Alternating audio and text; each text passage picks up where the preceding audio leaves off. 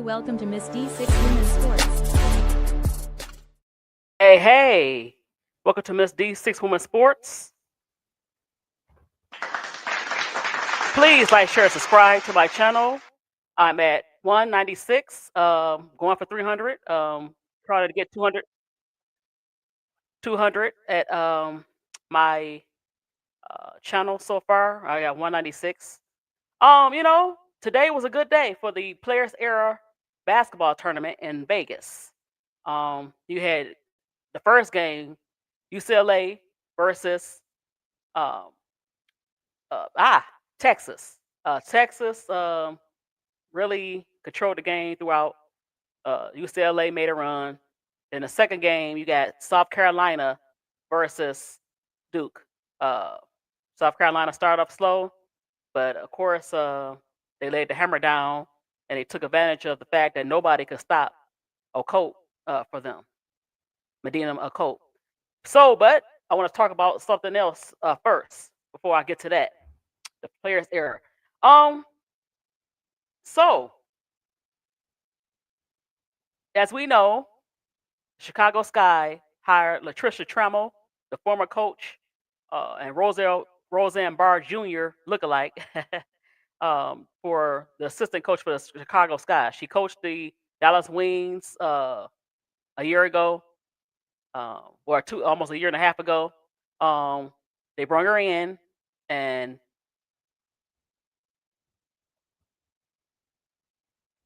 so hold on one second.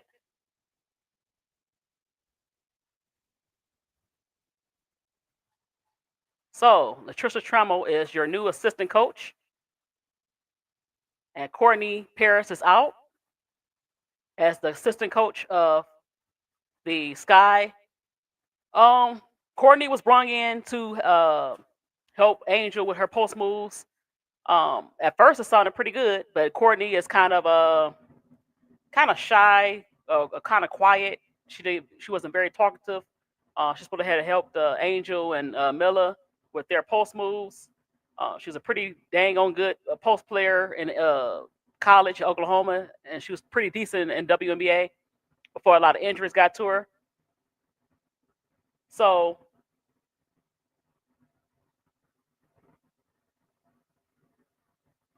they hired Latricia Trammel as the coach. Now, the Chicago Sky got the 5th pick of the draft, and they went down from the 5th pick. They traded their 2nd pick to the Washington Mystics to get Ariel Atkins. Now, my theory, I don't know who hired Patricia Trammel. Was it Coach Whispers Tyler Marsh or Jeff P? And if it was Jeff P, my theory is if they start off pretty slow next year, that Patricia Trammel might be the head coach. Now, there's a crazy rumor running around that they brought in Patricia Trammel to kind of ease Tyler out the door and bring in her players, particularly Arike Agumawale. I don't think I like Arike. I don't like her with pairing her with Angel or Camilla. But it could be a possibility. But I kind of got that feeling. I said, you got a coach that was a coach before the WNBA. Of course, you got Tanisha Wright and some other coaches on the sideline, Rima. But it was a kind of weird hire. Like, I know you want to replace Courtney Paris, but so is that a Jeff pick or is that a Tyler pick? And knowing Tyler and his personality, seems like it's a Jeff pick. So Tyler seems like he's gonna be on the hot seat. She's gonna be on his butt for the job. So we don't see about that. And will they trade that 5th pick? I still think Angel might not be there.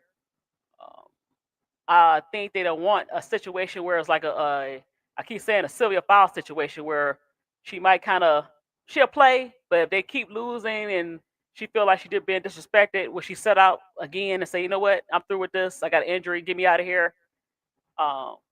So that's to look forward to. So some good news for Angel. Speaking of Angel, she was part of the USA team, and she's playing with Kayla Clark and some younger players. They're trying to get some younger players in there. So, that's good for Angel. But we gonna keep our eye on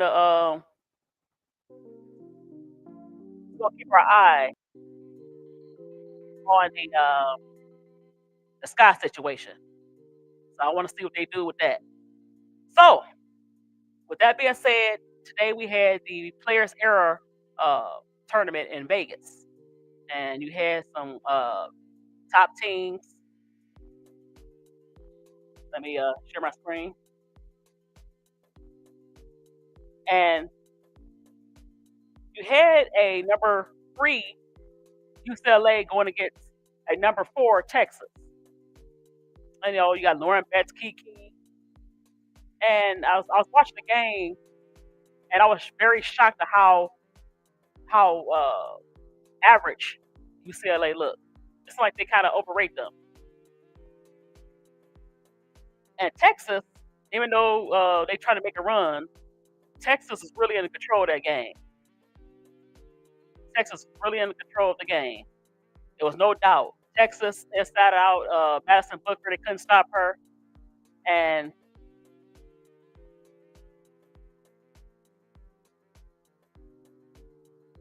Lauren Betts didn't play very well. She got hurt in like the second quarter.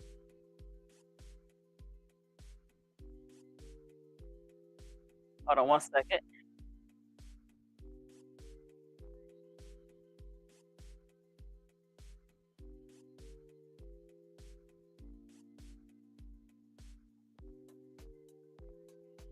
It seems like Texas could get anything they want. And UCLA, they could not hit their threes. They known for the giving it to the post player and then kicking out for the 3. They had a hard time giving it to Betts. That was one of the reasons why she didn't have a great game. They seemed very flustered. So hold on. Let me share my screen.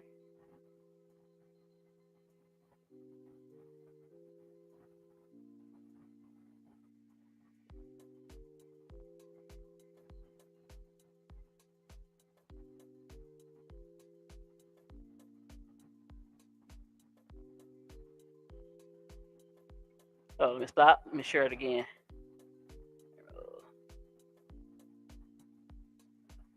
All right, hold on. Let me share my screen.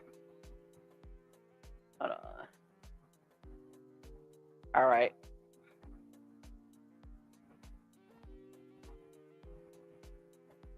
So the score is not indicative of how the game was. Texas really dominated the game, and the guard play was even though Kiki had 17 points, she looked kind of most of her points came off the free throws. She was 4 for 12. Rory Harmon had 26 points, so she was 9 of 15, a little bit better from the field. Look, even on field goals, it's kind of weird. But UCLA is known for their threes. They shot 31%. They had 20 turnovers. Like I said, they could not get the ball to Betts. It looked real bad. They beat them on rebounds, UCLA, 32-30. So I'm gonna go to the box score for UCLA.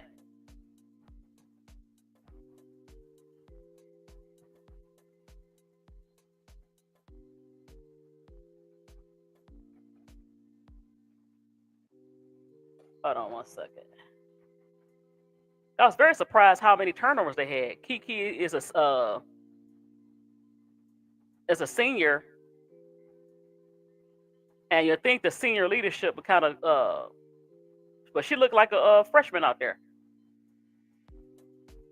So this game was it looked close, but it really wasn't as close as it was. They really had control of this game, the whole game. I think after a while, I think Texas got a little complacent.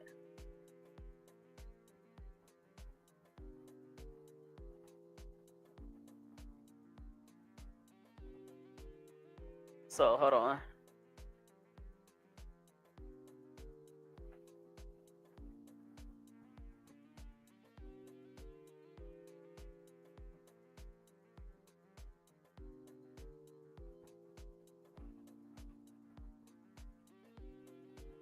All right.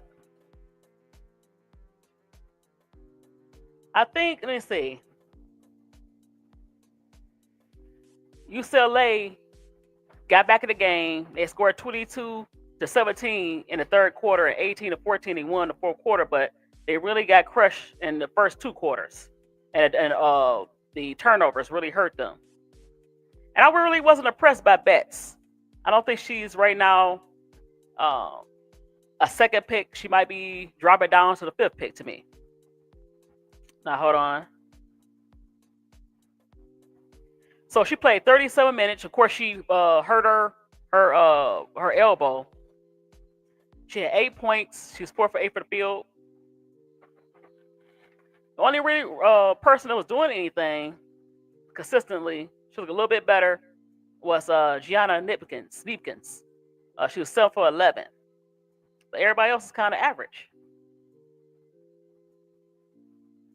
So for Texas, they had a pretty good balance. Of course, Madison Booker, she was 6 for 17. She played okay. But I was very impressed, like I said, with Rory Harmon. She played 40 minutes. She was 9 to 15 for 26 points. They got some good production off the bench.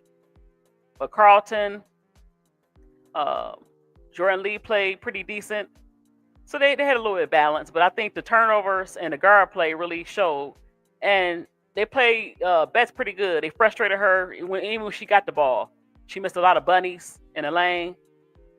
And I was not impressed with Lauren Betts. These are the games that you want to prove that you are the top pick. And she looked kind of average out there. And she's not the number one pick to me. So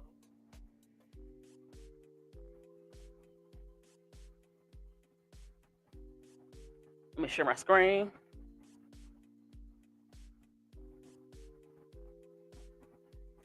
All right.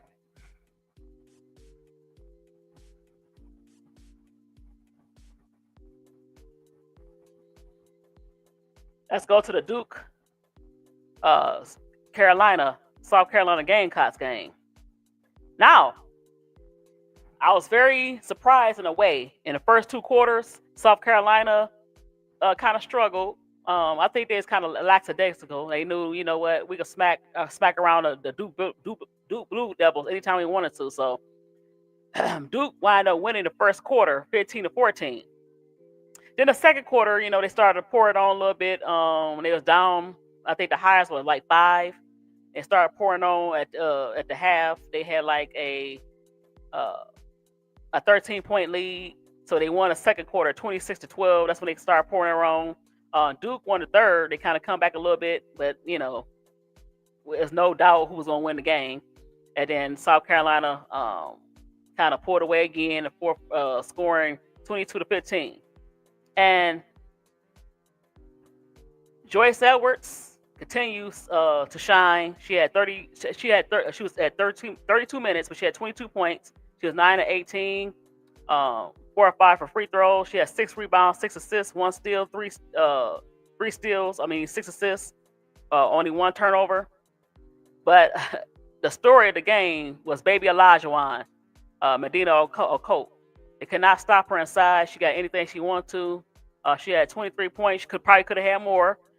She was 11 to 18, 1 or 2 for free throw, 13 rebounds. She had a double-double, 2 assists, 4 steals, and 2 blocks. So she was doing her thing. Look at this. Very balanced scoring. Tanaya Laxton had 12. She was 6 to 13. Raven had 10 points, 3 or 8. So it's pretty balanced. Bench, Maddie gave you 5. Makir gave you 4. So yeah. Now for Duke, Toby's stats look good, but she was it's kind of like a garbage time. The game was kind of not winnable for them. She had 16 points. She was 6 of 12 And she had 16 points, 5 assists, 1 block, 5 rebounds. Ashlyn Jackson had 11, and Tiana Mayer had 11. Riley Nelson had 14 off the bench. Ariana Robertson had 8. And you know what? The Devils are 3-4. They've been looking very average. The defense is okay, but a lot of these games they are getting blown out the water, and they 3-4. And Kara Lawson lost some players from last year. She had some transfers. She didn't get any big players to go alongside Toby, and so the size of South Carolina really bothered them. They look kind of average, and at this point, is the Blue Devils even gonna make the tournament? Because even ACC is a little bit weak. Even in the weak ACC, this team, the Duke Blue Devils at NC State, is not looking pretty good. So Duke got a lot of work to do. That's the way they playing. I don't think they're gonna be in the tournament. So tomorrow we're gonna have another battle between South Carolina and Texas. And of course, they play in the Southeast Conference together, and so they're gonna see each other. Hey, she wins. How you doing? So we're gonna see tomorrow, 8 o'clock, for the Players Era championship game, and then the next game, the consolation game between UCLA and Duke. And Duke could possibly walk out of Vegas 3-5. So, it's gonna be rough for Duke. Their morale is kind of down, and so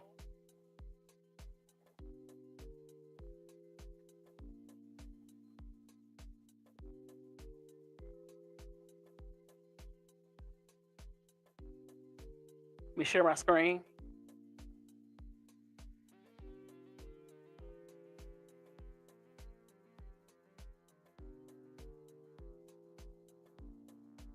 So, Project B is continuing to get the younger players now. Camilla committed this week to plan Project B. I keep saying Plan B, and that's putting a lot of pressure on WNBA. So we gonna see what the WNBA gonna do. You got Kelsey Mitchell. So you have players playing in Unrivaled and Plan B. I mean Project B. I keep saying Plan B, but so let me see. Hold on.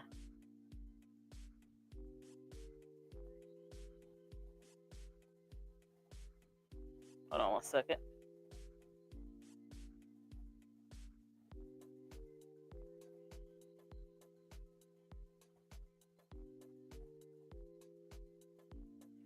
So let me share this screen here. The latest on the negotiations for the WNBA. Now they're kind of being kind of talkative now that they got some get right.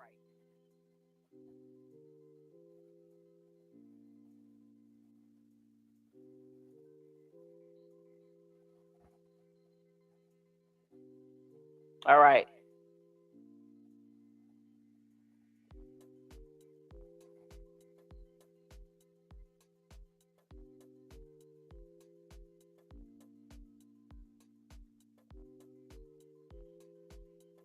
All right, it says Thanksgiving week is typically a time for rest and reflection. But in Midtown New York, in these coming days, the WNBA and the WNBA Players Association will be hard at work at the bargaining table as they continue to work towards a new collective bargaining agreement. The current CBA is set to expire Sunday. Woo. So we'll see. It's coming down to the wire. I hope it don't go down to a strike or a lockout. So after both sides agree to a 30-day extension, I wonder if they're gonna get another extension. How many extensions can they get? The negotiations can continue in December, and a deadline can be extended again. But time is ticking at the end of the calendar year approaches, with a 2-team expansion draft and a packed free agency period still needing to take place this offseason. So, like I said, you got Project B,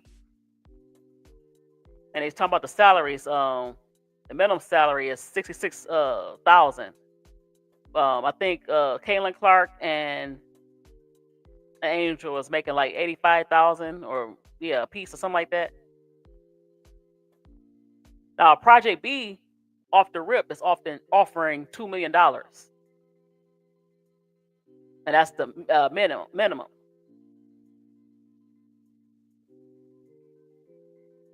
So they better get their stuff together, and I want to see if they have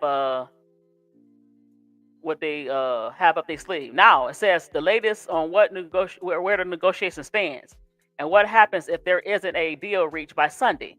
The league and the union has spit updated proposals back and forth since last week, so they've been working on it. That's a good sign. Even with the Thanksgiving holiday approaching, they are willing to meet throughout the week and into the weekend ahead of Sunday's deadline. The league and the WNBA could agree to another expansion at the deadline. Even if that doesn't happen, a work stoppage would not automatically follow, which is a good thing. Now, as the CBA deadline continues to be pushed back, so does the expansion draft for Toronto Temple and the Portland Fire. Yeah, they really can't do anything right now.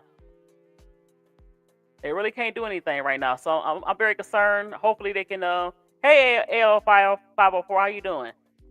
So I do not want to see a lockout, and I hope they can negotiate something throughout the weekend. They have the holiday.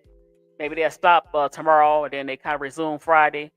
But they are in New York doing a proposal.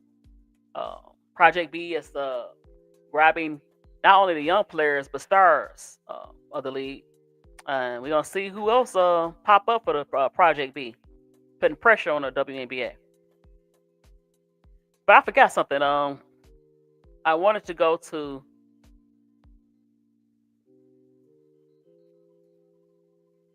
Hold on. Now I want to go back to this top 25 because how is that going to shake up with Texas beating UCLA? And UCLA was number 3 and Texas number 4. So I think they're going to flip-flop. Now they can go up to the number 2 if they beat South Carolina. So it's going to be a shake-up, not only for this weekend, for tomorrow, which is Thursday, but even the weekend games.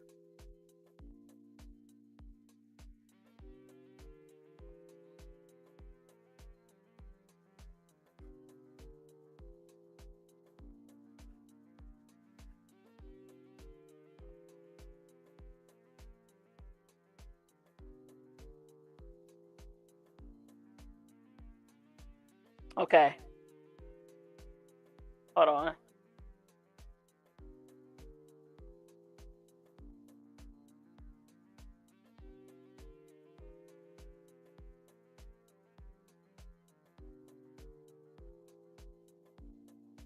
Yeah, I think they are gonna be tired to play in the W, but I think that money is hard for them to pass up. They're like, you know what, I gotta get this bag, and they're offering pretty good. Not only they're offering a contract, they're offering equity in the league. So they said it could balloon up to $5 million. So that bag is pretty hard to pass up. And yes, they'd be tired, but yeah, Rival is good, but Project B is offering that money.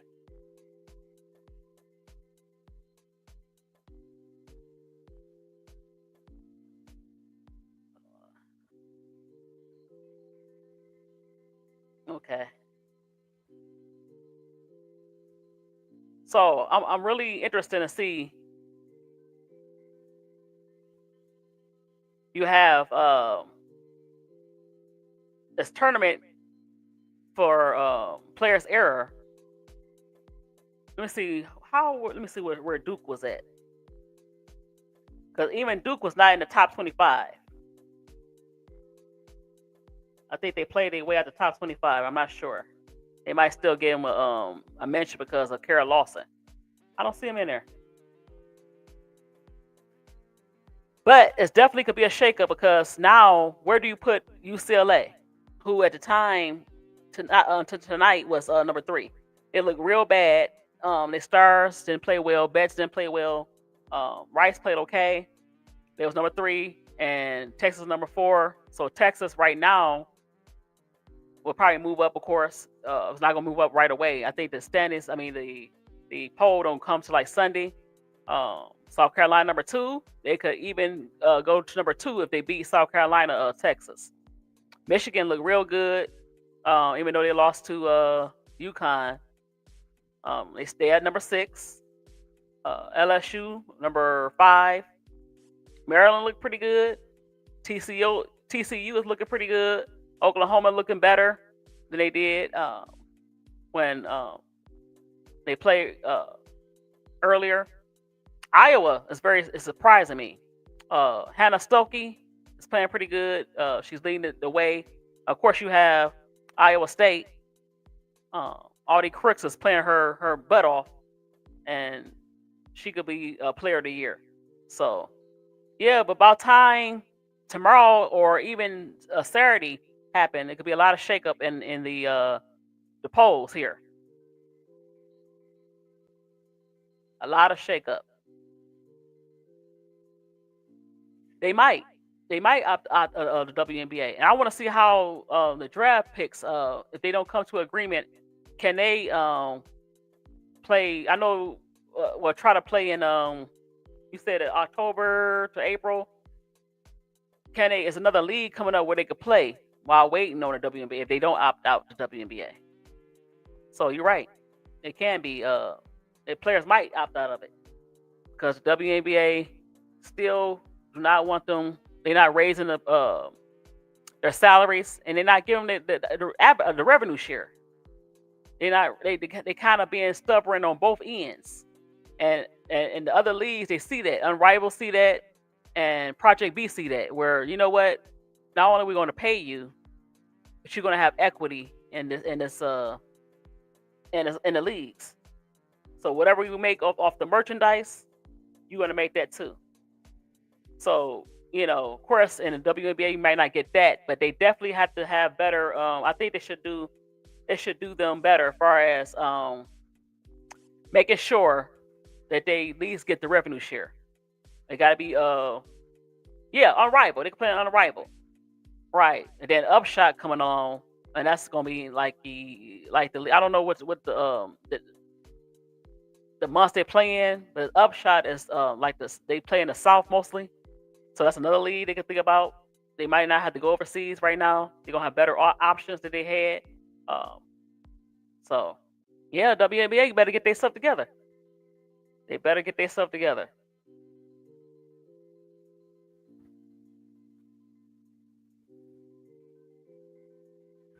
So, hold on.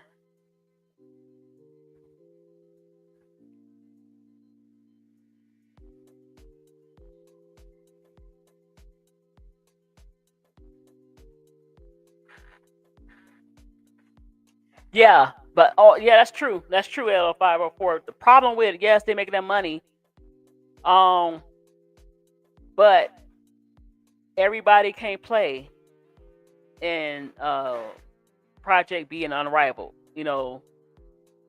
So what happens to the players just outside the All-Star range? So they need some a league to go to. So that's why you still keep fighting. Because you're not just fighting for yourself. It's easy for Caitlin Clarks and the Asia Wilsons and Angels to do that. Yeah. They surpass Unrivaled. The only problem with that is you still playing overseas. That's the only problem. That's the only thing. It's still kind of a round ball tournament type play, where you traveling a lot. And so Unrivaled, I still think Unrivaled has value. I still think that the W has value. You still have to negotiate, even though because everybody they can't, you know, everybody's not a star. What happened to players like let's take for instance the Chicago Sky, Rebecca Allens and the Bam Bams, and then uh for every team has that non-star player. Yeah, yeah, I actually like that. 2 weeks on, 2 weeks off. So they're gonna be just playing basketball, you know, non-stop and then stop. I like that. Only thing, like I said, only thing I don't like is still overseas. I want them to be at home. I want them to come home, and but yeah, that's just my wish. Yeah, but the whole point of Unrivaled is to make sure they come home. Certain things, they say, I enjoy playing overseas, but I need to be around my family.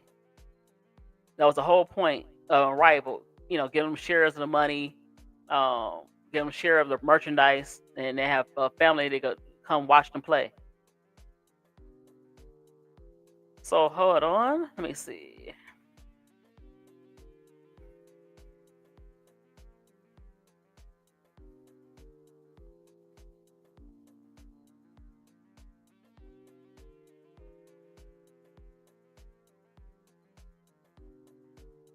Wow, my Pistons lost. That's not good. Can't win them all.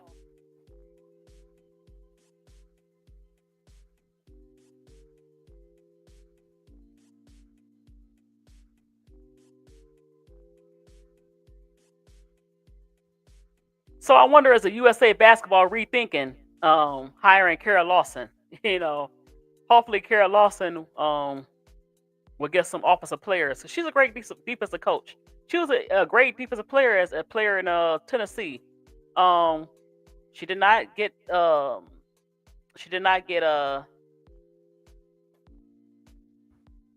retain some players that left her, and she might not keep Toby the way she playing.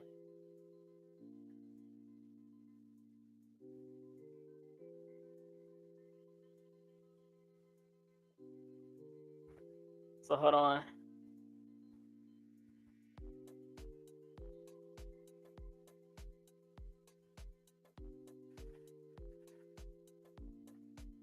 Now people try to make a big deal out of Angel and Caitlin playing on the same team.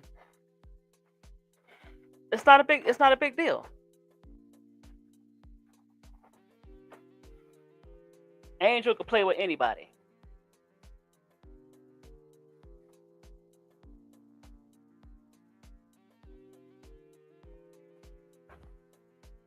So a lot of these players are now, yeah, they still at it. At the 2023, we getting ready to be 2026. They still talking about Angel and Caitlin, and they just like, really, they don't have no beef with each other. It is long. It is long. I guess that's the price you can pay when they trying to offer you $2 million.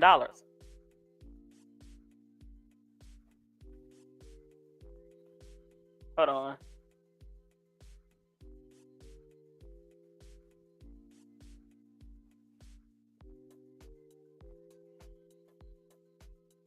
So you got Caitlin Page to make their senior camp debuts. So you got Caitlin Clark, Angel Reese, and Juju Watkins will be among the 10 players making their USA Senior National Team Camp debuts next month.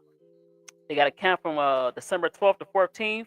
There are 18 participants. And, of course, you got the veterans in there from the Olympic team. You got Point Guard, Chelsea Gray, Brittany Griner, Kelsey Plum, Jackie Young, Kalea Copper, and Derek Hamby. Now, Brianna Jones was a member of the World Cup in 2022. She's going to be there. Cameron Brink, Lauren Betts, Sonia Citron. I don't know about Kiki. She might go for the Nigerian team. Rakia Jackson and Veronica Burton. That's a pretty good team. Asia might still be there, but she probably taking a break. They probably let her get a break, and she needs a break. She's one of the hardest working players in the league, and she need a break. So that's That's gonna be a good team. I like the young core. I like the mixture of the young core and the older players. It might be. He might have some bots. You're right. You're right. Try to cause a uproar, a war. So that's crazy.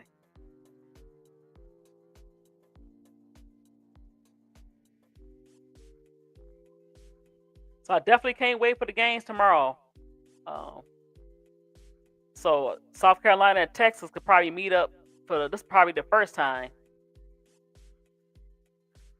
Oh, it's next year. Oh, okay. Now what you talking about the Oh, in Berlin? Wow, they started off in Berlin. Okay.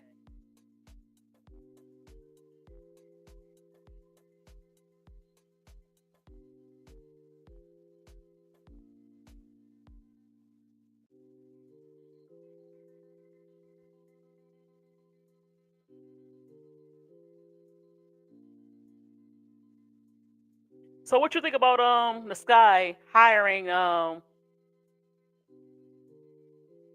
Trammel? I think I said earlier. I think that it's a kind of a sneaky way to push Tyler Marsh out.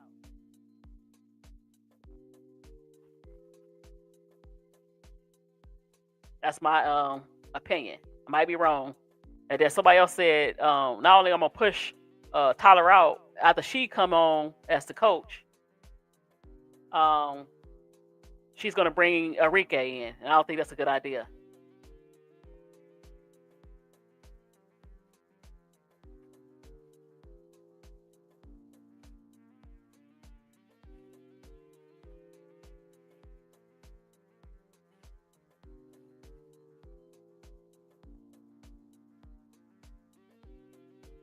Let me see. I'm gonna type it in.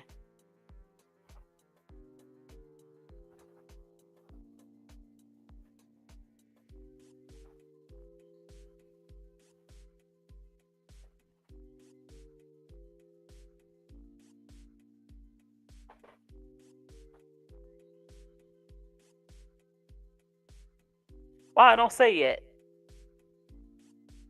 It says November of next year, so it got a whole year before it starts. But don't say exactly.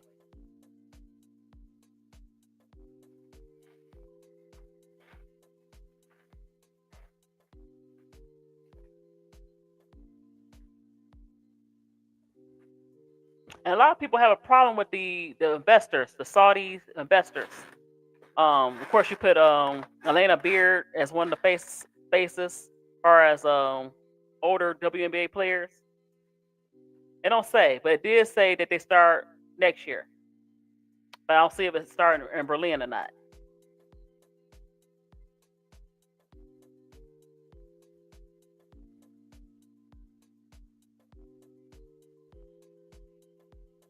Let me see.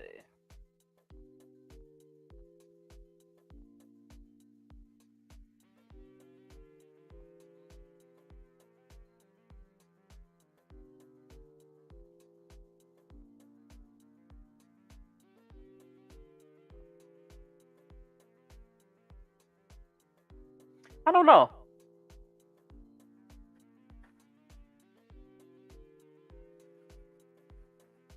Oh, let me stop. Stop the screen.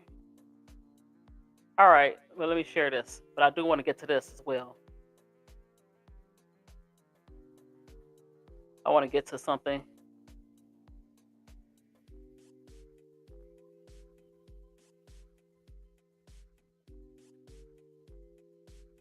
Now, speaking of draft picks, I was saying that maybe the Sky would trade a draft pick. The Mystics would they keep their draft pick? Um, I was seeing a post by Big Foe Flau'jae Johnson said that she was saying that basically I would look good in a Mystic uniform. So that combination's not bad. You got Kiki, you have Sonia Citron and Flau'jae. And you might still have Shakira Austin. That's a good, nice young core. I like that. So hold on. All right. So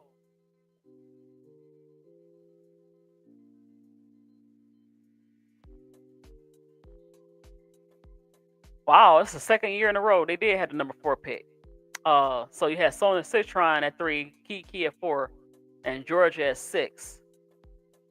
Now I don't know what they're gonna do with Georgia. She coming out with she coming off an ACL sprain, and she is kind of small. And I wonder what role that Big Folk could play in the WNBA. She has a pretty nice size, what 5'10", 5'11", maybe 6 feet. Where they kind of play her at a point and kind of move Georgia Amore away. As far as would they play her or would they just give I don't know.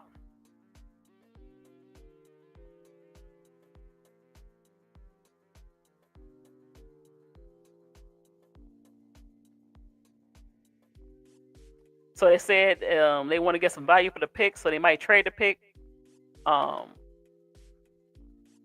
I don't think they should trade that pick.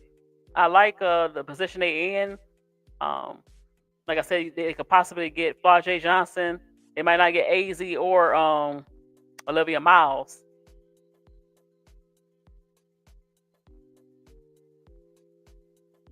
So they were saying that as of now, teams have a cap of 12 players. Instead of you put in Citron, Arifin, Amore, and even Olsen, who is still technically under a contract as a rookie skill player, plus the 3 first-round picks, they already have 7 players. The Mystics then also have the 19th, 30th, and 34th pick in the later rounds of the 26th draft. And camp is already at 10 players, and therefore free agency. And that's before free agency. Wow, so they got a whole bunch of picks. They got a lot of flexibility. They could call many teams for that. Wow. So I don't know. I think they should keep that pick and possibly try to trade some of the later picks.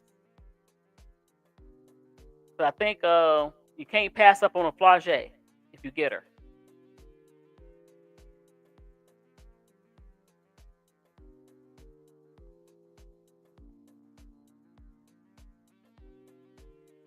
So the mock draft, who would Dallas Wings take at number 1 pick?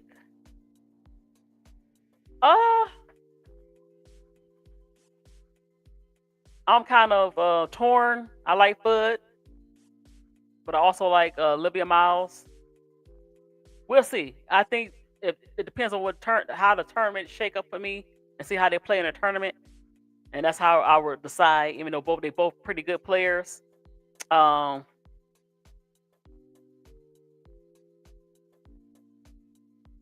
they said here, Yahoo Sports said Alba Pham. Now I haven't seen her. She's an overseas player for Valencia, Spain. She's 6'4". Last year, the big player they had overseas was Dominique Malanga. And they do need front court help. But at the same time, you know what you get with AZ, and you know what we get with Olivia Miles. So the foreign frontcourt revolution is upon us. After Dominique Malanga in 2025, here comes Pham 19. See, they look. I don't want Dominique right now. Dominique Malanga is a prospect. She's a good player who needs some time. She's 19, just like Alba Pham. So we don't know what we're getting, and how many years do you want to have a project player? I don't think players like Paige want to wait long for the team to develop instead of playing with players she knows they can play. Pham might be like another Dominique Malanga where you have to wait a few years to see to get the rewards of it. So I don't think that's a good idea. And plus, I think the Wings still they got some just like the Mystics got draft picks, so they can go out and try to get Angel. So they said our fan for the Wings, Minnesota, Olivia Miles. And I say if they can't get if Dallas pick Miles, get AZ Fudd. That's just my pick. Seattle Storm AZ Fudd.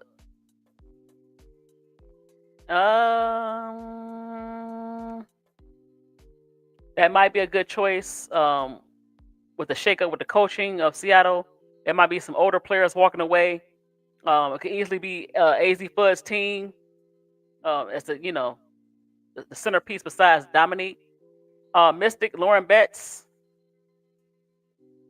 I don't like that for them. They need like a more athletic wing. And even though Lauren Betts is 6'7", I think she drops a little bit.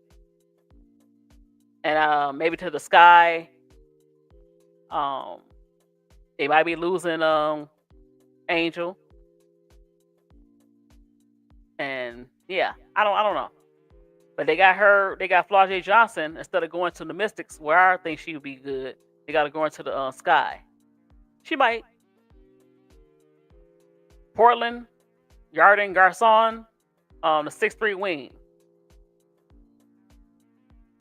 She's going number 7.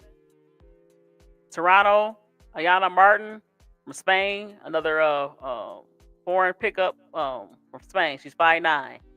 Don't know a lot about her. Tanaya Latson with the Golden State back race. I like that. I like that because it fits her style. They like to run a gun. They not afraid to pull the trigger on the threes. They're very up tempo. They said on the offensive side of the ball was more challenging than the defense end for Golden State in its inaugural season. So why not bring in a leading scorer in college? Latson is one of the most relentless down here attackers of the game. For Golden State, which led the WNBA in three-point attempts, Latson could supercharge at driving kick opportunities. Latson, I don't want to compare her to anybody, but she kind of plays. She got the same body type as Kelsey Mitchell, and if she turned out to be Kelsey Mitchell, that's a good pickup for the Golden State Valkyries. Attacking the basket, she attacked the basket, and she got that mid-range game. Her threes, her consistent three-point shooting, something she will work on. So that's a good pick. I like that. I like what Yahoo Sports saying about Latson going to the Golden State Valkyries. I like that pick a lot.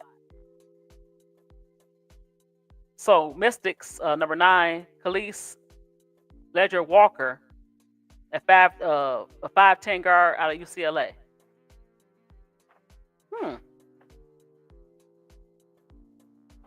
If that's the case, no disrespect, she's okay. I will put Raven right there. I think Raven better than her. Indiana Fever, Gabriela Jaquez, a 6 feet wing for UCLA. She was kind of quiet today. They got her number 10 at going to the Fever. Talasia Cooper, a 6 feet guard to the Mystic from the New York Liberty. Now, a lot of these players, like they could take Walker out and put Raven and bring in Talasia Cooper at number 10 or Raven at number 10. Because they definitely, those two is better than the players they got ahead of Raven. Besides, then you got Martin. What people don't know, Raven, I would take Raven higher than what a lot of people are trying to put her in the second round. I like her value better. I'm not saying that because I'm biased. I'm saying that that's how I feel. So that's some of the picks that they said Yahoo Sports. So that's interesting. And Talasia Cooper, I forgot she was a senior. I think she's gonna have a good year this year, and I think she could play her way to the top 10. So some of the players they got, I'm like, Like Jacquez has not played good today. She been kind of okay for UCLA. That's why they brought in Neepkins, Gianna Neepkins, who's been playing pretty good for them. She didn't shoot as very well today that she did the last time. So, you know, we're gonna see tomorrow for the players' era. This is the championship for the tournament, of the 5-team tournament, and before long after this game, and then of course the rest of the games this weekend is going to determine the top 5 teams. And so we're gonna see who's going to win between the SEC powerhouses, South Carolina and Texas. And so I'd like to thank everybody for coming up in the comment section. AL504, she wins. Anybody that's watching it but didn't type. I'm currently at 196. Please hit the like button. Please hit the subscribe button for me. And I thank you for coming through. And this is Miss D for 6 Women Sports. I'm out.